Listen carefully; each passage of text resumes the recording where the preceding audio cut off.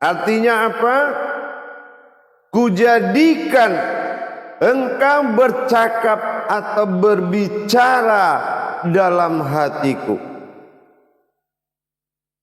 Jadi kalau kita memohon ada pembicaraan dengan Allah di dalam qalbi, inni ja'atuka fil muhaddisi, insyaallah inilah yang dikatakan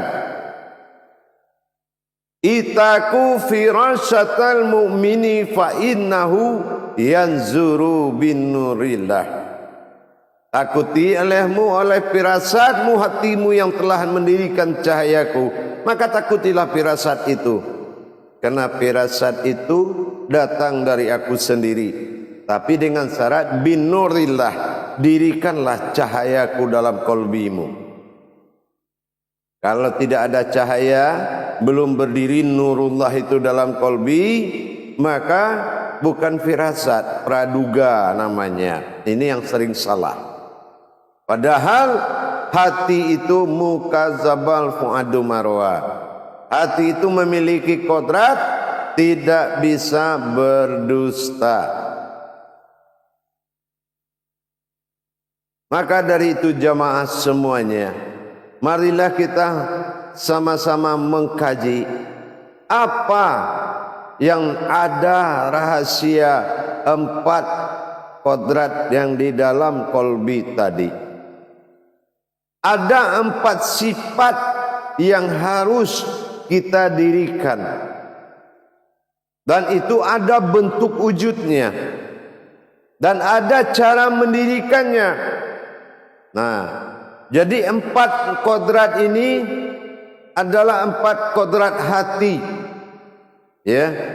Yang pertama, kodrat hati itu yang harus ada kodratnya adalah hati sanubari.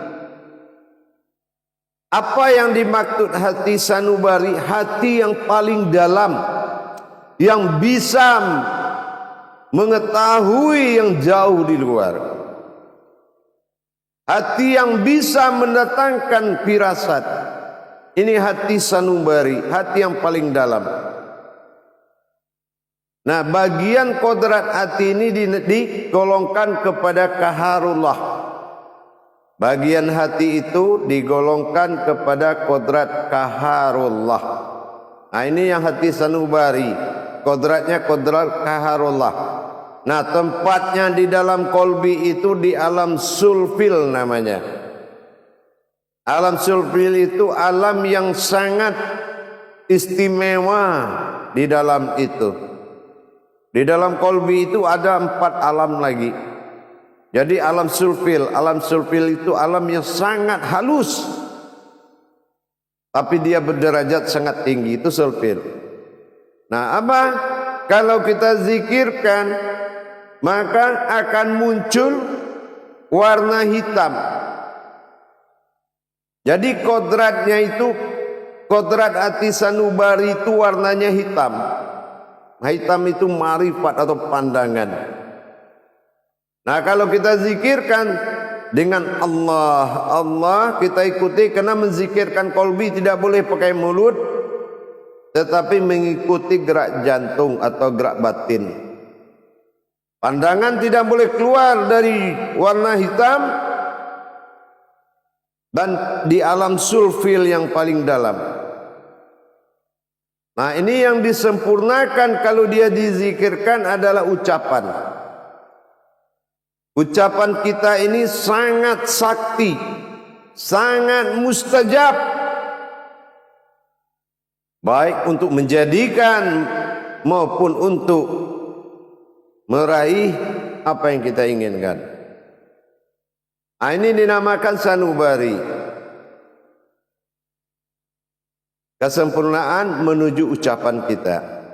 Jangan, makanya kalau orang sudah menzikirkan kodrat hati sanubari yang berwarna hitam tadi, dengan kalam Allah mengikuti gerak jantungnya, maka dia akan mendapatkan suara atau ucapan yang sangat tajam, dalam arti sangat keramat.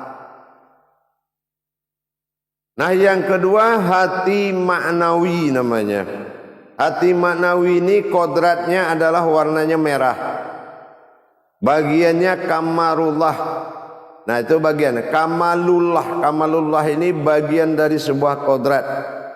Jadi tempatnya di alam sulbi. Alam sulbi, alam tingkatan kedua dari alam yang istimewa tadi. Alam sulbi itu berada di dalam hati yang paling halus, yaitu tanizil kadim, tempat alam yang menjadikan. Nah, ini sulbi, alam ya. Jadi kalau kita kodrat hati maknawi ini bentuk wujudnya merah. Terus apa wujudnya? Wujudnya adalah pendengaran. Jadi kalau yang warna merah itu pendengaran. Kalau kita mengikuti kodrat zikir Allah, Allah mengikuti markubah atau jantung, pusat warna merah menuju telinga. Dan ini akan sangat tajam dengan pemberitahuan petunjuk-petunjuk. Nah, kodrat itu kalau ada di dalam kolbi, sudah pasti ada petunjuk dari Allah, alamatnya sudah ada. Tapi kalau alamat petunjuk ini belum ada, belum tersedia makom iradatnya dalam kolbi, petunjuk ini tidak akan sampai. Karena ibarat pesawat, tempat mendaratnya tidak ada. Nah, itu dikatakan dengan hati maknawi. Nah, pemakom pendengarannya, makom adalah pendengaran telinga, zikirnya Allah. Itu kesempurnaannya menuju pendengaran batin. Nah, yang ketiga hati siri. Nah, hati siri ini ada wujudnya. Siri itu wujudnya kuning. Ya, bagiannya di makom jalalullah. Jalallah maksudnya. Jadi kalau makom jalalah ini adalah di alam tapek namanya. Alam tapek ini adalah semacam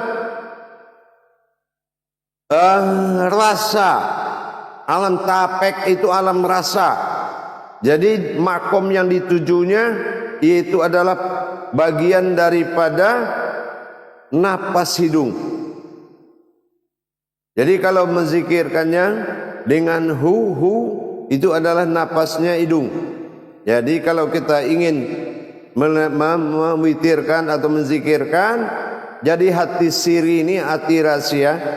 Apapun yang kita ingin tahu, rahasia apapun, baik rahasia di luar hati, dalam hati, itu akan datang petunjuk kepada kita dengan kita memperjalankan, yaitu yang kodratnya dengan zikir hu tadi, ya, dengan wujud warna yang disebut kuning.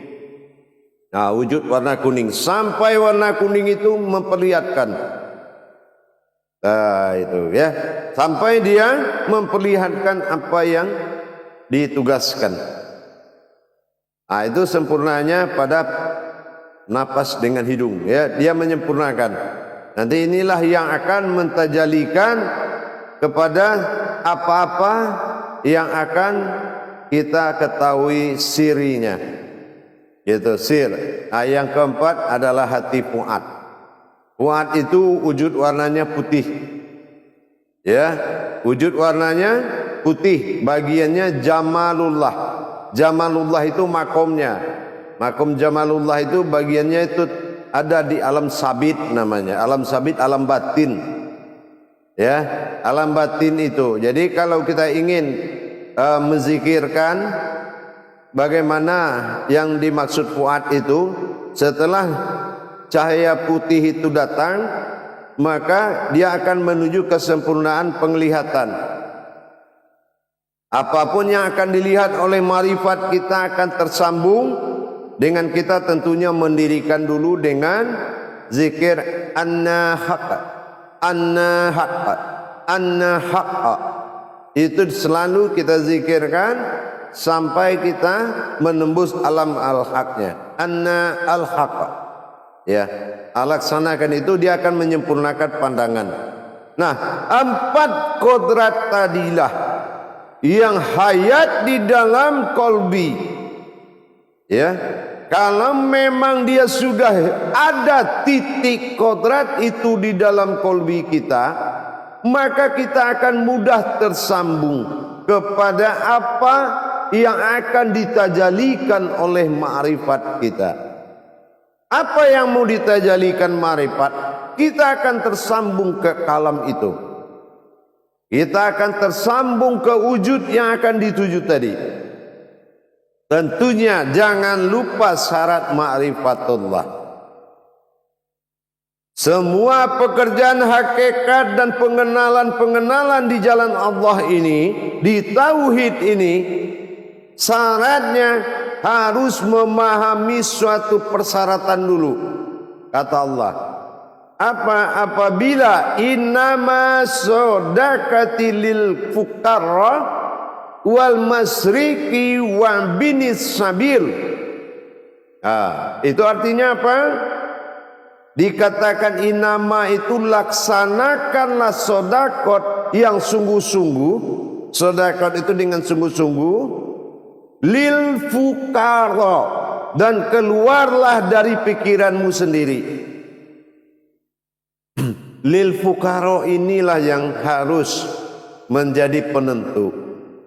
Jadi kalau kita berma'rifatullah tadi, jangan lupa innama sodakatil lil fuqara wal masriki wa binis sabil. Hati-hati di situ.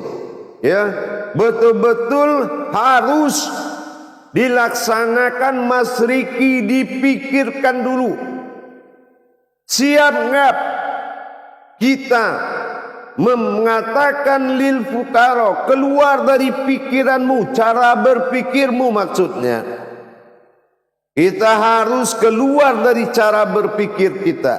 Bukan kita tidak berpikir, cara berpikirmu yang harus kamu keluar dari situ. Itu yang dimaksud lil fuqara tadi. Memang semuanya dengan pikiran, semuanya masuk akal, tapi belum tentu akalmu masuk. Nah ini kenapa mungkin kita bagian orang yang suka mengakal-akali. Ini yang dikatakan lil fuqara. Dan ini yang rata-rata terjadi di dalam umat Islam, suka mengakal-akali kajian. Suka mengakal-akali kajian. Inilah kerjaan kebanyakan umat Islam.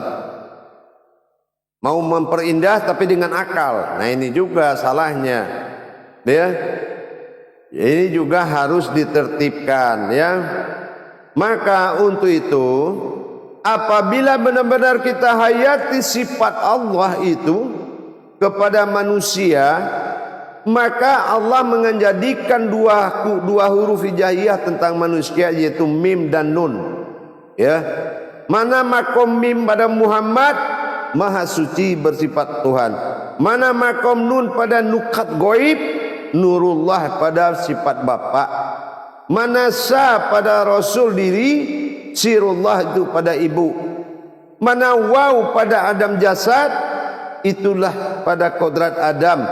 Dan mana ya manusia pada kodrat, itulah jadinya kita. Jadi manusia ini adalah makom. Jadi jangan menjadi makhluk. Sekali lagi saya sampaikan, manusia itu adalah makom. Mim nun sa waw iya. Jadi itu harus manusia, harus benar-benar menjadi makom. Karena di situ ada kodrat Bapa, kodrat Ibu, kodrat Rasul di dalam kolbi. Jadi jangan menjadi makhluk kalau dalam tingkat kajian mencari derajat Allah. Nah, inilah makanya kita menghilangkan yang dikatakan sedekah tadi. Ya, lil fuqara. Lil fuqara itu keluarlah di cara kamu berpikir. Tapi jangan kamu tidak berpikir, tapi cara berpikirmu yang harus kamu keluar.